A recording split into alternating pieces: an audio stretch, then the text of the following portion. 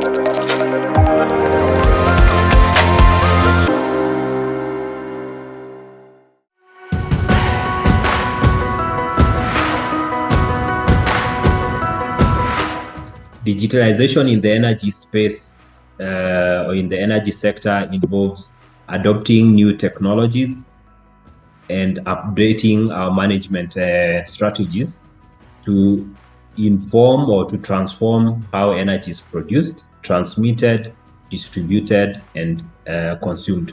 So digital innovation is touching on each and every aspect of the energy value chains, right from production to transmission to distribution and to the consumer level.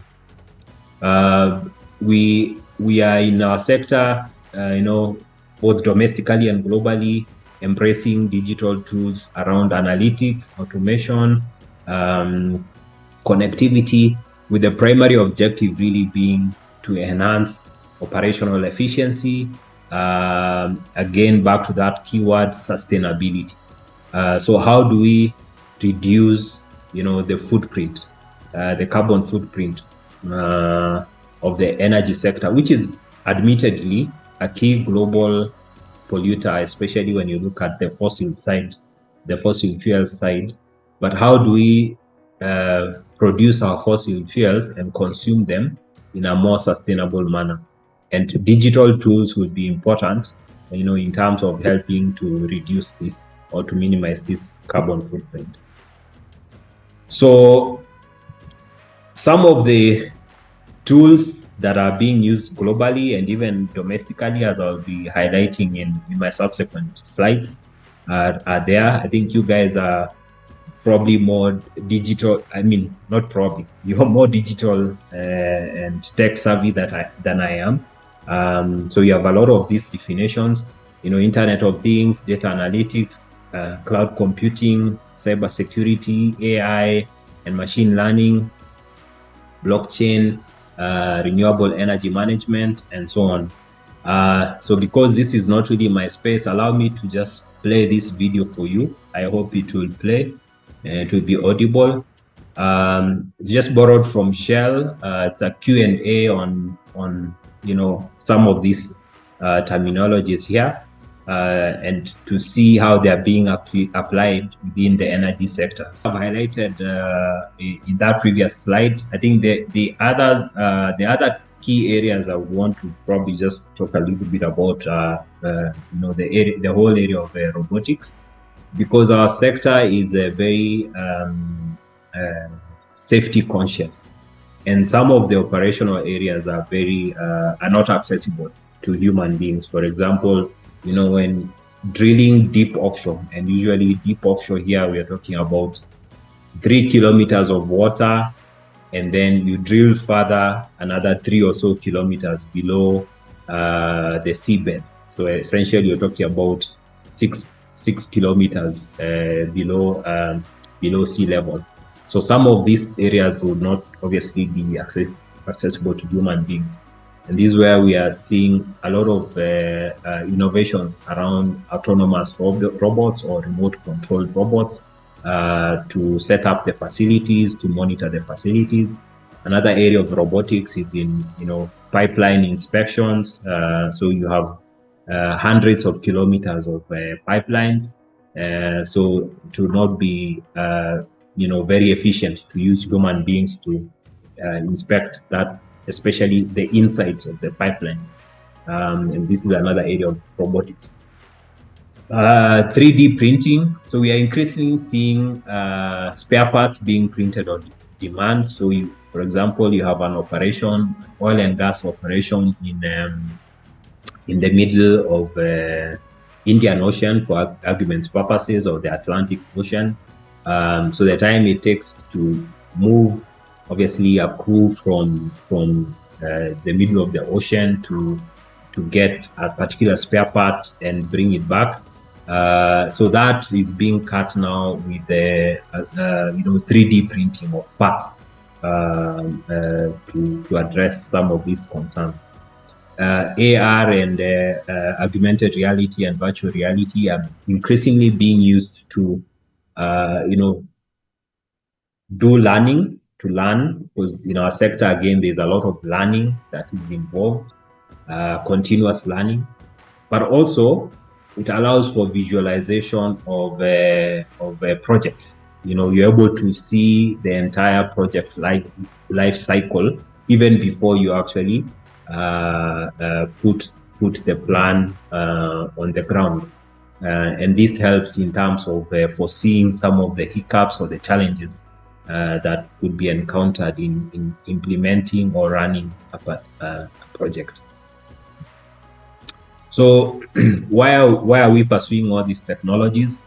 For obvious reasons, obviously improving efficiency, driving integration, improving grid management, customer engagement, which is primary, because we are looking at tools also that not just to drive the operational side of our projects, but also the customer interface, predictive maintenance. There's a lot of maintenance that goes into energy facilities, and you want to be able to do that before there's an actual need for repair, because then when there's repair, it means there's energy outage. So you want to ensure there's predictive maintenance that is continuous. Compliance, again, our area requires a lot of compliance. So things like blockchain are being employed significantly to help in driving regulatory compliance, both from the company side, but also from regulators' side. Managing environmental impact, reducing obviously the carbon footprint. So if you are using more of technology, then you're deploying less of moving manpower from one place to another. So it's one of the ways of reducing the footprint, the carbon footprint. Driving innovation, obviously adoption of standards, and reducing high energy costs. Deploying technology to help to reduce high energy costs. So this is, I'm not going into a lot of detail on this, but just to give you a sense of how technology is shifting, how we understand the electricity grid currently. So as you see in Kenya here, we have, KETRACO, Kenya Electricity Transmission Company, and Kenya Power that drive the national grid. And the way a lot of grids globally are designed, they are designed around, obviously you have a huge power plant that is generating, couple of hundreds of megawatts, and then it's connected into the transmission infrastructure, which goes into distribution infrastructure that then take the power to the household level or to the industry level. Smart grids basically are coming in to change that, because then you have smaller grids that are integrated together, rather than having one big grid, which is prone obviously to disruptions. I think we've seen a lot of this in Kenya recently, where there's one disruption in a particular power plant, and the whole country goes into darkness. So smart grids allow for small grids to come together, integrated into one grid, so that in case of disruption in one grid, then you don't have a significant or nationwide outage. So we'll see a lot of decentralization of power generation. So instead of having a 200, 300 or 1 gigawatt power plant, you'll have several small power plants, which are then integrated together to form a national grid. And this now creates avenues for solar, for wind, and to be important for driving the energy transition into the renewable space. I've spoken about the issue of the small power plants. Transmission again will be decentralized. I think I've spoken to that. Distribution will also be decentralized. And importantly, now at consumer level, the consumer can actually become a provider into the national grid. So assume you have your generating, you have your own solar panels in your house.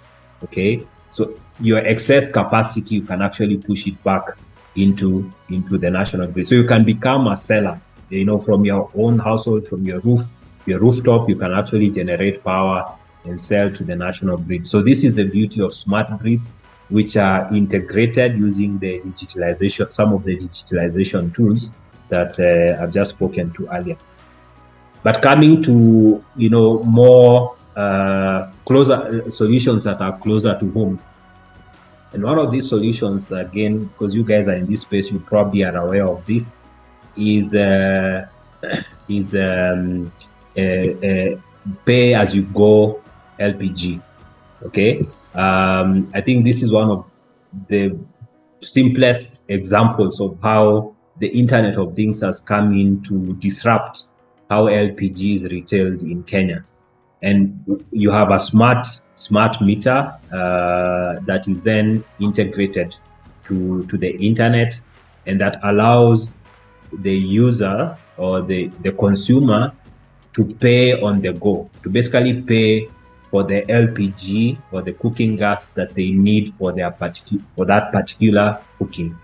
And this is important because one of the biggest hindrances to access of LPG is the high cost of the cylinder, the accessory, and the full and the gas itself. And the idea being that what the consumer wants is not the cylinder. The cylinder is just a vessel. The accessories are just that, the accessories. The objective of the consumer is to access the gas in the cylinder. So we need to make it easier for the consumer to access the gas in the cylinder. And this pay-as-you-go energy LPG solution is important in terms of helping to bridge this access to LPG and allow the consumer to pay 50 shillings if that's all the LPG they need for that day to cook, rather than pay 3,000, 4,000 shillings for a complete cylinder with accessories. So partial payment of gas eliminates the requirement for the upfront cost of the cylinder, and the cylinder supply is also able to track the cylinder, which is important. I'll not go into a lot of detail on this, but there's a lot of cylinder theft in this country. So the cylinder supplier, because of the smart meter, is able to track the cylinder and importantly also track the consumer's consumption patterns. Again, because you guys are in the digital space, you understand the power of data. So if I have access to how the consumer is consuming gas, then I'm able to cross-sell other products. Other area obviously is using IoT for fuel stations. Again, we've seen a lot of innovations coming out of Kenya around this, connecting the tanks to the pumps to the fuel tagging for the vehicles, right up to the point of sale. And these solutions are being generated from Kenya. We have a lot of fuel losses that happen in the retail stations, and we are seeing innovations around this space. This is an opportunity for the young people around the call to have a look into. So the other area is increasingly we are seeing solutions around home deliveries in our space. So LPG home deliveries, we are trying to see how we can also transition, into doing delivering lubricants to garages, and all this leveraging on AI and WhatsApp commerce.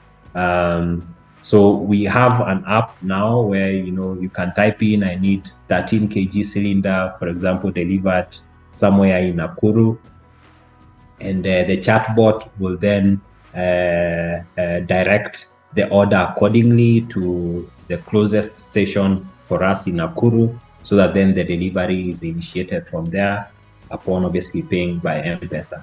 Again, these are solutions that are have been developed, and there's a lot of tremendous scope for enhancing this within the digital space. So as I conclude, what do the young people around this call? What should be your focus? First is really immerse yourself to understand the sector, and we are available. And when I say we, the energy industry in Kenya is quite open in terms of walking in. We've got the Petroleum Institute of East Africa, and other entities within the energy sector that are really open to young people coming in and having conversations, so that then you can see what are the opportunities for innovating within this space. Look at what others are doing globally, but also think as a consumer, what are your pain points and how can you help the industry to address this? And how you can be a disruptor. Okay, the key is really to provide solutions that bridge the energy access, because that's the fundamental challenge for Africa: energy access. So any innovation that helps to bridge energy access I can assure you, you'll find a company that is ready to support you around funding to scale up the solution. And this is what we've done for some of the innovations that I've highlighted before, where we've worked closely with some of these partners. And essentially, money does follow ideas. So in conclusion, we need digital solutions in the energy sector. Let's just say that from a tech point of view or digitalization point of view, the energy sector is not the most innovative, but the sector always finds ways of collaborating with innovators. So we don't have big tech teams that are, churning out solutions. What we do is we reach out, or people come to us, demonstrate solutions that can work for us, because often we don't know what we need as an industry. We don't know what we need until we see it. So the solutions will definitely need to come from you, based on your understanding, based on the pain points that you see as a consumer, and so on and so forth, as I've just mentioned in the previous slide. So we look to you to drive really the innovations that will make the energy sector in Kenya and Africa forward. But the primary focus I would really emphasize again around the area that you look at is to bridge energy access, but also, because this is a key area now moving forward, is to reduce the carbon emissions. So thank you.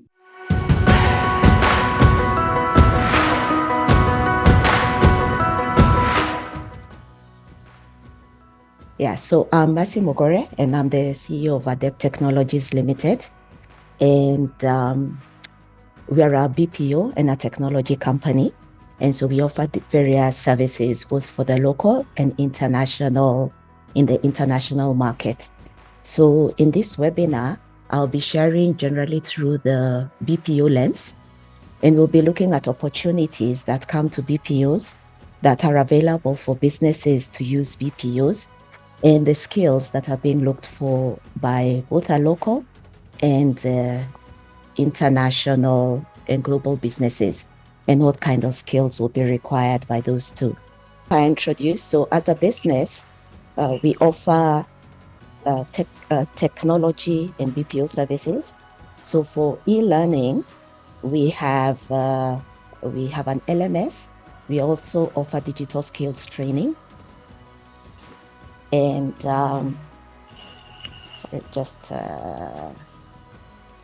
for customer engagement, we have both So for customer engagement, we have both contact center and digital marketing. For data management, we offer data analysis. And for AI and machine learning, it's the data labeling, data curation, and verification. So if you can go to the next screen. So why are we looking at the ICT sector? You find the ICT sector is very important. There are many things that it can enable the country to do. So it's useful for job creation, and we have seen a number of jobs working in IT or IT-enabled project jobs. It enhances productivity for the particular business, and I think Ken mentioned a number of ideas or areas that IT and digital skills have helped and can help the energy sector. Same with innovation. We've got many businesses that actually are built up on innovation right now. It has encouraged entrepreneurship. And even in Kenya, we can show examples of businesses that are running on IT. It also helps to enhance education, healthcare. So there are still many opportunities for innovation and entrepreneurship for both businesses and young people in this area. So the next one. Yeah. So this is some of the jobs that are available, and some of you young people already know them. So there are some of them that are purely IT. When we talk of blockchain, cloud storage, we talk about artificial intelligence, intranets, and computer programming and software development. But you'll find also a bit more of the softer skills that are required. So the content marketing, the social media marketing, the SEO, and the email marketing. So you find ICT presents job opportunities across a larger spectrum. So it is possible for each person really to find their niche and what it is that they are good at. The next slide. And then we also find there's a lot of opportunity in ICT. And for one, there is local demand that is needed. So there's still opportunities locally. And then there's also the tapping into the global demand. So I borrowed a slide from a workshop I attended, and the analysis, this was being presented by Genesis Analytics. And this is, they're looking, so Germany is looking at the opportunities that are available in ICT. We can see they already have 700,000 jobs. That's the capital investment that will go into servicing those jobs. And they are finding it takes about 8 months to fill the ICT roles. And if 20% of IT companies are looking at hiring, we'll be talking about 20% of 700,000. So that's about 140,000 jobs. They are looking to go outside Germany to get staff to work on.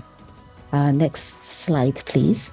So as we've said, there's massive demand, and there are 4 ways to contract digital work. So one is an internally contracted worker. In the case of Germany, it would be a migrant worker, meaning that maybe they would take a Kenyan to go and work for a German company or any other country. Then there's the freelancer, and I believe freelancer and remote worker, I think those two will be handled by other speakers in this fora, and I'll go a bit more deeper into the BPO. So BPO stands for, so next, please press next. So BPO stands for business process outsourcing. And this is, so you find certain tasks are contracted, and we call them the non-core, and they are subcontracted to third-party providers. So Adept is a third-party provider. Go to the next slide. And why do people outsource? Generally, businesses are looking, so all businesses are in the business of making profits. So why are businesses outsourcing? They're looking to save costs. So sometimes sending work abroad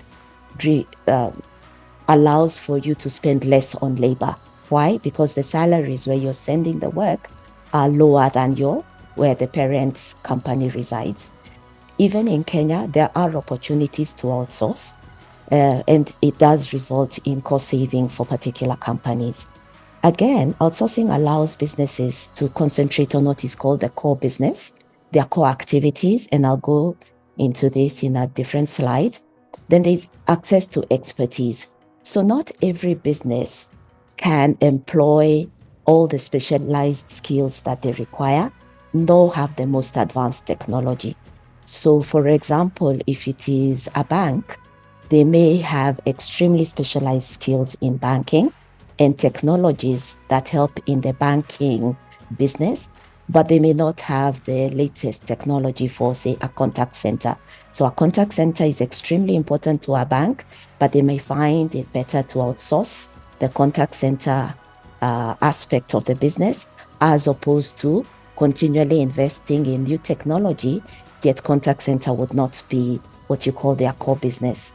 It also outsourcing allows scalability and flexibility. So during the time when you need many people, you're able to outsource and bring a big team in.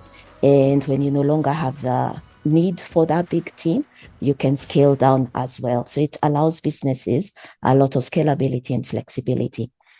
And ultimately, the business is also looking to manage costs through efficiency and innovation. So the more money you have left in the business, you're able to continually improve your processes and get better and offer better services to your clients. And so if we can go to the next slide, please. So here I tried to break down what is core and non-core activities. And that's because we find many businesses struggle to differentiate, and therefore they struggle with outsourcing because they feel like they are outsourcing something that's very critical to them. Remember, I've just given you an example about banking. So what areas can a business outsource? In product development is critical to many businesses. However, there are aspects in product development that are non-core and you can outsource. It could be data collection. So you need or market research. It could be software development and testing. And you do find that software testing is one of the things that people do either on a freelance basis. It's also done in BPOs. That's because it's a non-core task. Same with sales and marketing. So a business, you may have a sales manager, but you want a bigger team, so telesales gets outsourced. SEO, digital marketing. So these are all opportunities that are there for young people to engage in. Customer relationship management, again, a very key role in any business. If you're not treating your customer well, they're likely to go elsewhere.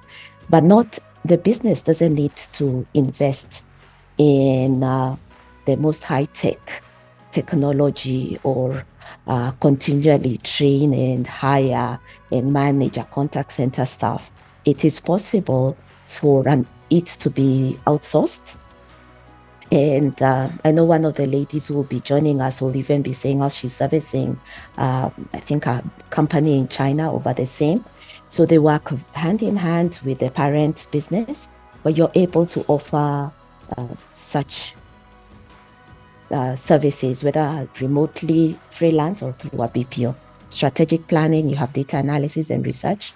Operations is very wide. It could be accountancy through bookkeeping, HR, recruitment. You could process payroll, software development, data entry. So there are many non-core tasks that various businesses can actually outsource.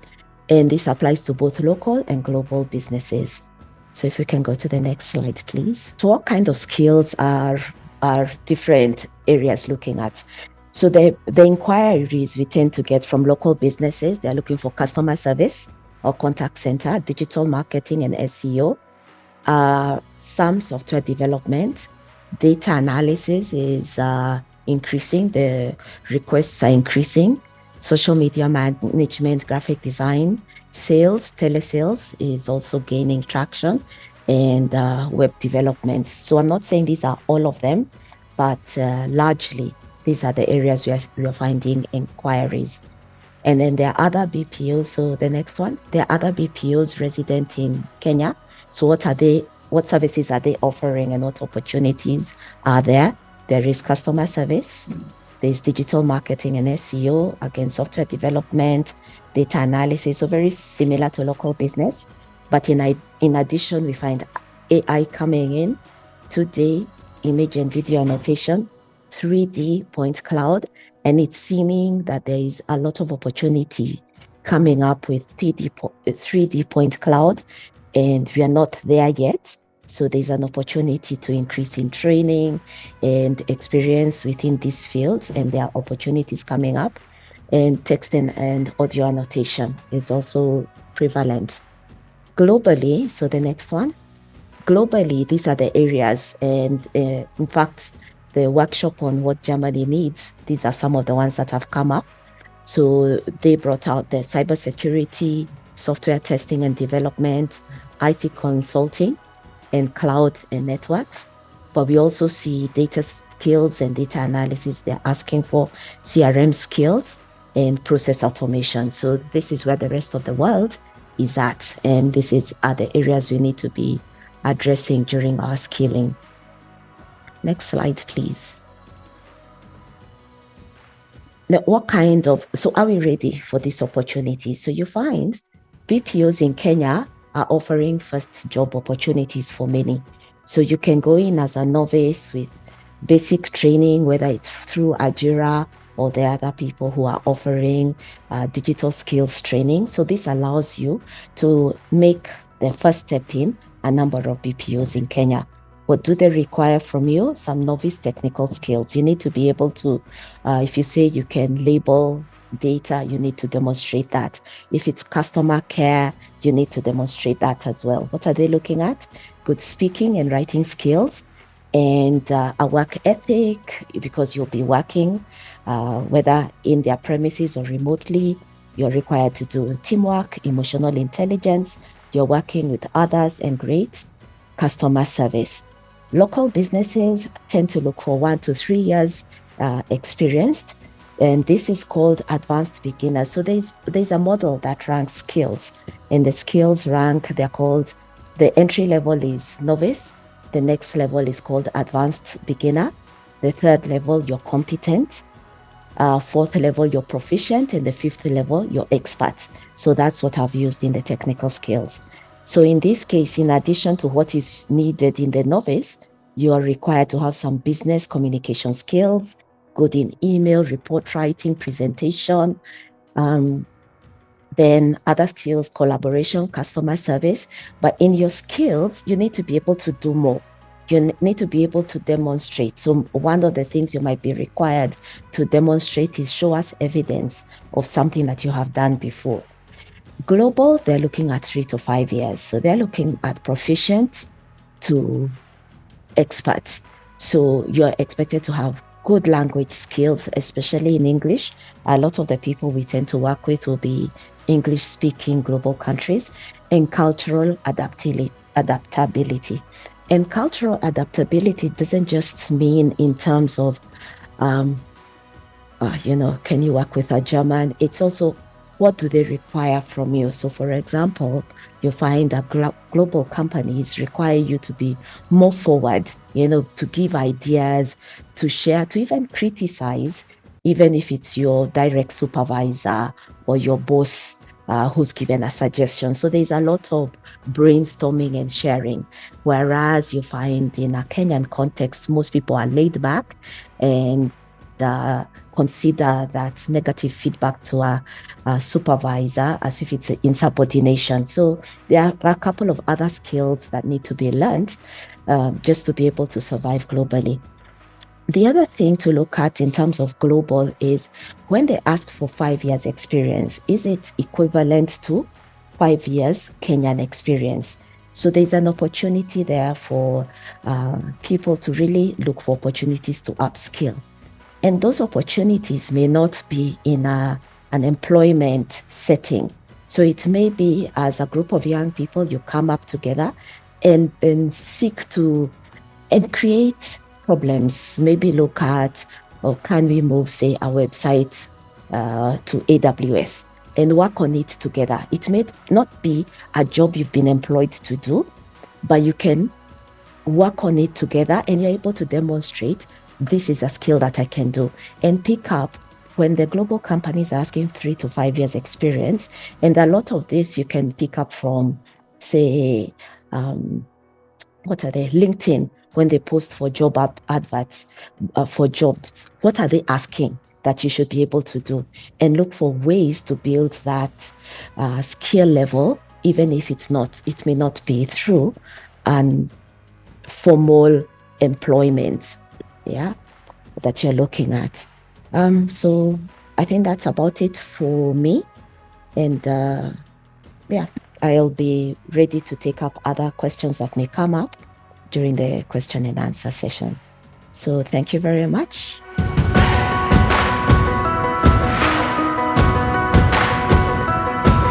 Next speaker, we have Rebecca. Rebecca is a digital freelancer. Who is a passionate advocate for digital transformation with a wealth of experience in project management and customer service. At the International Trade Center in Nairobi, she played a key role in mentoring freelancers and implementing life skill programs using her knack for data analysis and project coordination to drive success. Rebecca's career journey includes engaging in customer service roles where she boosted brand presence and resolved issues with empathy and efficiency. Her work in social commerce, e-commerce, data analysis, and automation has equipped her with a deep understanding of digital solutions that benefit SMEs and startups. Rebecca is excited to share her insights on how digital tools can create new opportunities and help businesses thrive in the modern market. Welcome, Rebecca. And kindly, for yourself and the next speaker, do try your best to adhere to the time. Thank you very much, Mariam, and your team for inviting me to speak in the session today. I'm really thrilled and excited to be here today. My name is Rebecca Omoma, as has just been mentioned, and I hope you can be able to hear me clearly. I am an online freelancer. Over the last 15 years, I've worked with various SMEs and startup companies just to provide virtual assistant services. So I believe even in this topic, I'm well equipped to share with you my experiences. Number one, to grow, growing businesses and also job opportunities for us in the digital space. So first and foremost, I just want to start by defining what digital solutions are.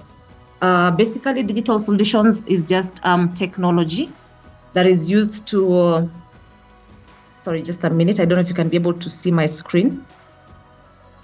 Yes, we can, Rebecca. Okay. So basically, digital solutions encompasses of a broad range of technologies and strategies that are basically designed to improve business operations. Another thing is to enhance customer experience and ultimately to drive growth. These digital solutions, once employed in businesses, can be able to increase productivity and also efficiency. And I also hope to share some of the key digital solutions. There are very many. Ken had highlighted them in his session, and he talked about very many of them. I might highlight a few of them.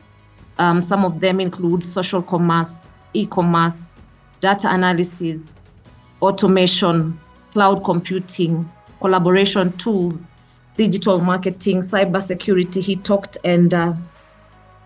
about them. So I might not just delve into all of them, but just some of them. So my presentation basically will just be about Kenya's digital landscape. And Judy had already mentioned it. So I'll just mention a bit of it and skip through it. And I'll focus on solutions for SMEs and startups. Like I say, incorporating these digital solutions helps to grow businesses. And the opportunities it creates job opportunities for the young people. Like I said, I've worked for SMEs and startups, and I've provided a lot of support, administrative support, customer service, social media marketing, data entry. There's so many opportunities that are available. So I will highlight the importance of the digital platforms for growth and also for competitiveness. And like I mentioned, I'll just mention some of the few solutions that we can incorporate in our businesses. So Kenya is the digital landscape, and there is rapid digital growth. with over 43 million internet users. So internet is widespread, both in the urban areas and in the rural areas. So there is significant growth in internet penetration, and there are very many users. There's also the use of smartphones and increased mobile network coverage. Those are just the key drivers of economic growth. So when you're talking about digital solutions, these solutions can be accessed because there is internet and there's the use of smartphones. So it can be accessed by most people because most people own smartphones. Again, there's the revolution with payment. People can be able to use mobile payment through M-Pesa, and also banking services. You can be able to access your account, you can make withdrawals, you can make payment. So these are the key drivers of business growth, and even they enable us to use the digital solutions in our businesses. Again, there's the government initiatives like Digital Economy Blueprint and Vision 2030 to grow internet users, to grow, and their technical hubs, innovations. All this enable businesses and even individuals to be able to use internet, not only to grow their businesses, but also to get as a source of employment. So these are the key drivers. Next, we'll just move on to the importance of digital solutions for SMEs and startups. Number one is the enhanced market access. So digital platforms enables SMEs and startups to reach to a broader customer base. So beyond geographical limitations, you can be able to reach clients in Kenya, clients abroad, internationally. If you are someone who's sourcing for work, you can be able to meet clients locally and even internationally. I've been a remote worker for so long, so it makes it possible. There are e-commerce platforms and social media marketing. It allows businesses to tap into both local and international markets. So that is one of the importance of incorporating digital solutions in our businesses. The number two thing is that there's increased efficiency and productivity. There are very many automation tools and data analytics, like Ken talked about, that help businesses streamline operations. So there's minimum human interaction, so there is reduced human error. And analytics also help us to make informed decisions when it comes to businesses. And ultimately, this helps improve the efficiency and productivity, which is very critical in the growth and competitiveness of our businesses. Another thing we can talk about is cost saving. These solutions reduce the need for physical infrastructure, lowering operational costs. Like the last speaker talked about outsourcing, business process outsourcing. Basically what businesses do, as opposed to handling every sort of business, they contract people to actually do these jobs. That's what outsourcing is all about. So they stick to their core businesses. So other businesses that are not core to them, they're just supplementary, like this, the support staff, social media marketing. Most businesses, as a way of cost saving, they opt to contract online workers, digital workers, to be able this kind of thing. So it's cost saving to the business and also a source of employment to people like us who are remote workers. Another thing that digital solutions do is they improve customer engagement. So social media and other digital communication tools, they enable businesses to engage with customers in real time. They can be able to gather feedback and also build strong customer relationships. When you have a store, for example, you have a store on Facebook, there is you can be able to reach a wide audience. The amazing thing is that you can communicate to them in real time. When they have inquiries, they can be able to ask you and respond immediately. You can be able to gather feedback immediately through their responses. And you can also build customer relationships. So some of these digital solutions are very important in growing our businesses. We can also be able to market through these platforms.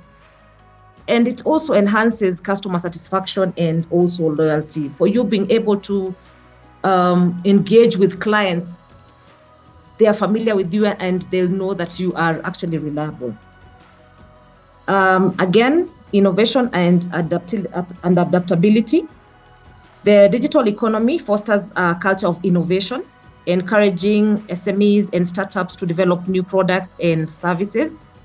The digital tools also provide flexibility to quickly adapt to market changes and emerging trends.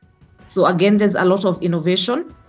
People are always curious to see how they can be able to improve on their delivery, their service delivery, how they can be able to make things faster. So it creates a way of innovation and quickly adaptability. With AI rising right now, so many people are looking for solutions to make to improve their services, to make them more efficient, to improve their productivity. So that's another importance of digital solution. Another importance is job creation. Like I've emphasized, the growth of the digital economy, it's creating new job opportunities in tech-related fields, and it actually encourages the development of digital skills. So it is very important. One of the importance is this job creation. There are jobs that are available. We can be able to learn new skills that each and every day there are new skills coming up. So we can be able to learn. Again, we can be able to compete globally. So it allows SMEs and startups to be able to compete on a global scale by adapting to best practices and leveraging technology. So those are some of the importance of digital solutions. I'll move quickly to some of the digital solutions that I had highlighted before. So if you can incorporate maybe social commerce, this is using social media platforms to promote and sell products and services. Social media like Facebook Marketplace, we have Instagram, right now we have TikTok. So basically using social commerce can be able to grow your, and you can able to promote, and you can also be able to sell your products. I can give an example of boutique fashion stores. There are very many stores that actually use Instagram or even Facebook to showcase their products. They engage their customers through their stories and also their live sessions, and also facilitate direct purchases. Okay, so the strategies when you're using social media, the strategies of success as a business person: engage content, regularly update your social media profile with engaging content. Again, use targeted advertising to reach out to specific demographics. Through analytics, you can be able to see your demography, who your client is, when they're available, their reviews. All this you can make you help you to make informed decisions. Again, it can help you to engage through comments, messages, and interactive posts. So not only is it helpful to business owners to grow their businesses using social commerce, but also this presents job opportunities to the young people. Digital marketing right now is very huge. One of the advice that I can have right now for the young people is to upskill and get to know more about digital marketing and what AI tools are being used right now by business owners, what they require, and how they can be able to get meaningful employment through this skill. Another digital solution that businesses can be able to use and startups is through e-commerce. Basically, what e-commerce is, it's just buying and selling of goods and services online. Why it is significant right now in Kenya, due to the increased internet access, when we're talking about the Kenyan landscape and mobile money services like M-Pesa, e-commerce has been made very possible. There are very many platforms that use e-commerce For example, is Jumia, Kilimall, Masoko, and very many other small others that come up each and every day. An example is the local retailers. They're local retailers who actually expand their customer base. What they do is that they list their products on Jumia and Kilimall, and once they list their products, people are able to purchase the products, and Jumia will ensure that the products are delivered. So incorporating this solution to your business can make your business grow. And what are the strategies for success when it comes to e-commerce? You can basically optimize your product listing. Just optimization basically means just put clear description and high quality images. And when clients search for your item, it is visible. It can be gotten through the first few searches. So that is very important. Again, another strategy is to offer competitive pricing and also attractive deals, do sales, offer discounts. And the last thing is just providing excellent customer service and ensure timely delivery. So this is a solution that can be incorporated in SMEs and startups, okay?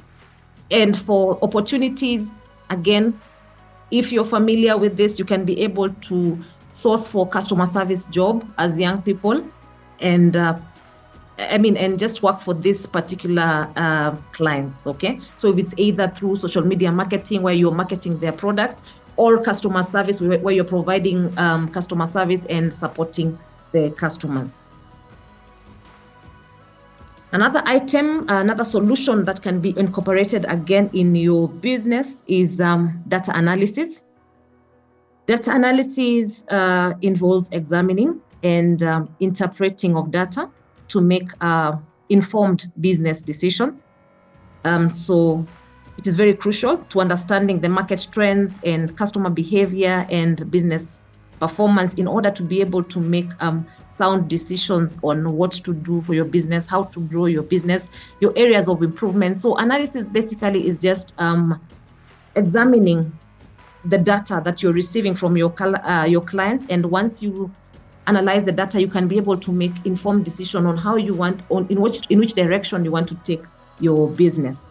So one of the the tools that you can be able to use for analytics, there's Google Analytics. Google Analytics, what it does, it provides insights into web traffic, user behavior, and also marketing effectiveness. There's another one called Kibanda, which is a local solution helping small businesses manage inventory and sales data. We also have customer relation management systems like Zoho, HubSpot for managing customer relationship and analyzing sales data. Okay, so one of the case studies that we can be able to use is a local restaurant. So you can use Google Analytics to track the performance, their inventory. You can be able to see how you can be able to reduce waste and also how to increase profitability. So these are some of the solutions that you can incorporate in your businesses. Ultimately is to grow the ultimate goal here is to grow your business. So what are the strategies that you can be used to, for success? Number one, you can collect and analyze data regularly to identify the trends and the opportunities. So as a business owner, you can collect this data, analyze it regularly, and identify the trends and the opportunity. Again, this is a job opportunity where the young people can get jobs to do the data entry for this kind of analysis. Another thing you can do is you can use insights to optimize marketing strategies and also improve customer experience. Another thing small business owners can be able to do is also train their staff on the importance on data-driven decision making, okay? So that's data analysis. The next one that I'd like to move, I hope I'm still within that time, Mariam. So when it comes to automation, automation basically involves the use of technology to perform tasks and with very minimum human intervention. Right now, we are talking about AI. AI is taking over so many tasks, and the advantages of using automation in your businesses is that it increases your efficiency. Another thing is that it reduces costs. Thus mundane tasks that take so much time now can be taken up in very little time, and it reduces the cost and also increases the productivity. So businesses are able to focus on strategic activities as opposed to this small repetitive tasks, because automation has taken over. For example, when it comes to customer service, nowadays there's the use of chatbot, and chatbot is very engaging, and it's used basically on websites and social media platforms. When you make an inquiry through websites, the chatbot automatically responds to you because it has responses to all frequently asked questions. So it's very good when you incorporate this in your business. Such kind of tasks are really are taken care of, and they're efficient, and it is very fast. So other tools that you can be able to incorporate in your business include MailChimp. MailChimp basically is used for email marketing. You can use Hotsuite for social media management. So for the young people who are looking for work, it's good to upskill and learn some of these skills, because there are so many clients out there that they're looking for people who can actually do their customer support, who can be able to do their social media management and data entry. There's so much work with the automation. Okay.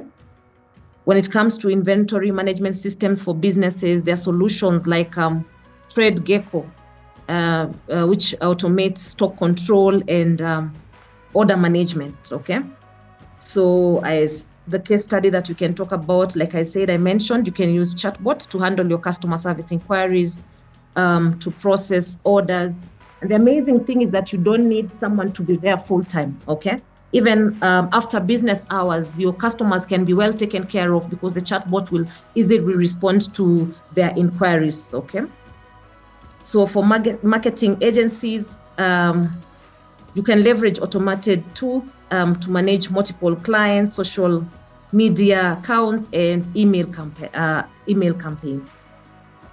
So what is the strategy? The strategy, number one, identify the repetitive tasks in your businesses that can be automated in order to be able to save time and resources. So identify which which are some of the tasks that are taking so much time up, that are limiting you from handling your core business. Identify them. Once you identify them, implement an automation solution. There are very many tools that you can be able to integrate, which are seamless, and they're also existing. There are very many AI tools that you can be able to incorporate in your business. The last thing, you just need to monitor the processes regularly to ensure that they are actually functioning correctly, and you can also be able to make adjustment as needed.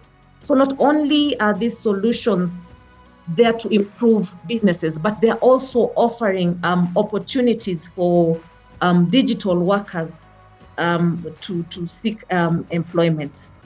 So just for more conclusion, we've talked about the different solutions, and I've not highlighted all of them, but there are very many solutions, and the main goal is to grow businesses and to fit in the to beat the competition the competition that is there with businesses, SMEs, and startups in Kenya. So I encourage business owners to explore and to also adapt digital tools, because that is the direction that we are moving. And right now, with the Kenyan landscape, we have internet, there's use of smartphones, so the infrastructure is available. So it is up to us as business owners, as individuals, to just find out these solutions, and how they can be able to help us in our various fields. So the call to action, basically, let's engage with the digital work solutions. Let us explore and adapt digital tools for business enhancement. And let's get the resources and tools and get started on it. So with that, I have concluded. Thank you very much for your time and attention. And I will be willing later to answer any questions that you might have concerning digital solution and also online work. Thank you very much.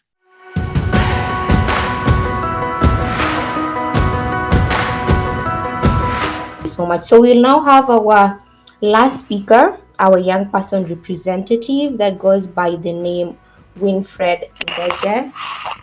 So Winfred, aged 32, is a dedicated professional with a bachelor's degree in business administration and management. He has extensive experience in administrative roles across various companies and ventured into online business arena. In 2020, her online business trajectory took a significant leap in February 2023 after getting trained on virtual assistants by Ajira Digital in January same year when she secured a crucial contract with a drop shipping company from China as a customer support representative.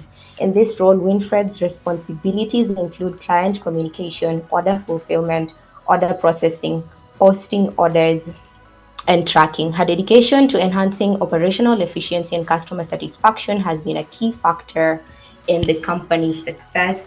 Moreover, Winfred has expanded her professional portfolio by securing 2 additional roles with international clients. For a US client, she conducts in-depth foreign exchange rates research across various companies on a quarterly basis. Simultaneously, she supports a Swedish client with comprehensive email marketing. Winfred's diverse skill set and commitment to excellence makes her a valuable asset in the global business landscape. You're very welcome, Winfred. Over to you. Thank you so much, Mariam. Let me share my screen.